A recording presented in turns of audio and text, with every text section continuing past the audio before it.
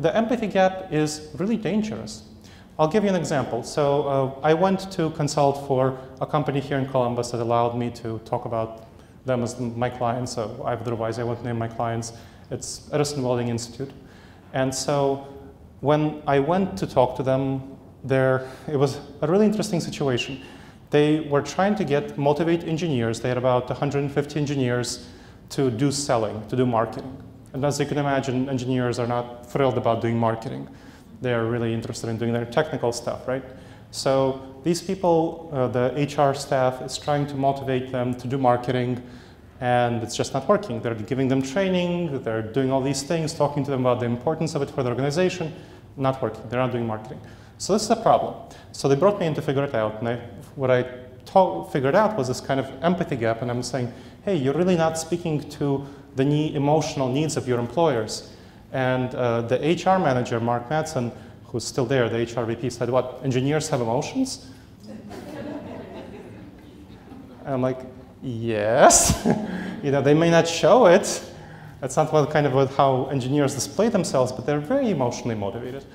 And so what we did was we looked at what is actually motivating for engineers. And what we found was motivating was reputation among their peers in the organization and outside the organization. So we changed the language in which the company was communicating to them from kind of building up a personal brand, which just wasn't resonating with the engineers, to talk about being a thought leader and getting respect among your peers. And that simple language shift really made a sea of change, right? Really made a deep difference in the way that engineers were motivated. From a simple language change, from a simple way changing that you use the language to speak to engineers. And they were much more motivated and engaged with the process of marketing, just from that. So this is obviously relevant to D&I. Unfortunately, many people in positions of privilege and various categories of diversity have a deep empathy gap to people who are not in positions of privilege. It's a really big problem. The empathy gap is one of the fundamental challenges with diversity and inclusion. This lack of understanding, this lack of appreciation of the challenge that minorities experience on various scales of diversity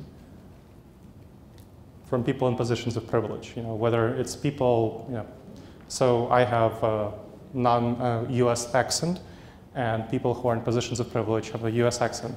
There's an empathy gap there.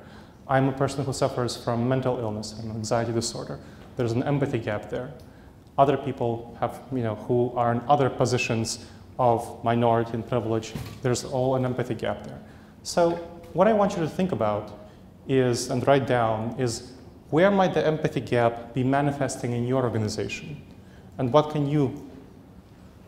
can you potentially address the empathy gap in your organization? So again, 30 seconds to write that down.